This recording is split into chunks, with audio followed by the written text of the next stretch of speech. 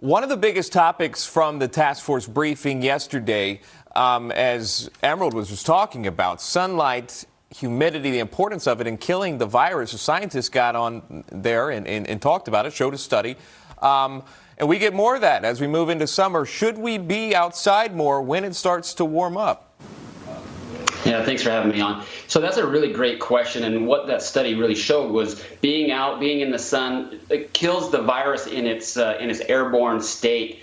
Now, whether or not that actually is beneficial for us when we're infected, we're going to have to try that out. We're going to see as that plays itself out.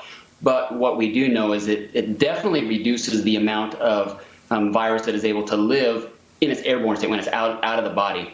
So we're going to see that effect as we move into summer. We hope so. Are we going to want to be outside? Absolutely. Is it going to be helpful for transmission? Probably, but we're going to still have to use that social distancing as well. Yeah. Also, Dr. William Bryan of DHS spoke about cleaning product last night and testing it. Take a listen to this. We're also testing disinfectants readily available. We've tested bleach. We've tested isopropyl alcohol on the virus, specifically in saliva or in respiratory fluids. And I can tell you that bleach will kill the virus in 5 minutes. Isopropyl alcohol will kill the virus in 30 seconds. And that's with no manipulation, no rubbing, just spraying it on and leaving it go.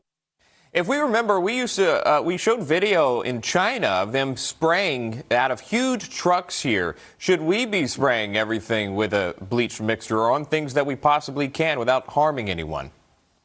Well, we definitely know that we should be cleaning better than maybe before, right? So I think that was one of the great things that's happened with this is we're all a little more conscientious of washing our hands and cleaning surfaces. So should we be cleaning surfaces more? Absolutely. Should we be going around with big trucks spraying? That's sort of a different scenario because we're not the same as China, and we're not even the same as most places like New York is different than most places in the country where the population density and the building density is totally different. I just don't think that we're going to see as effective treatment if we're going around spraying big trucks. But the idea, the concept of using isopropyl alcohol and chlorine, those type of things is really something that we need to be paying attention to and using it in our homes, using in our businesses, and using on moderate to large scales.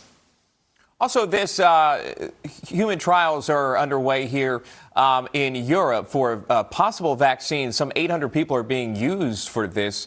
How promising is this? This can be a great thing if you hear that a vaccine trial is already happening among humans here, but are we still a long way out? We still are a long ways out. That trial is set to be able to use 800 individuals. They've only injected 2 people at this point, and the study is going to be at least 6 weeks to be able to get the data, and then we're going to have to process the data. We're still a ways out from getting the vaccine, but it's very promising and very exciting to know that we've got multiple pathways, multiple avenues to be able to get us a vaccine.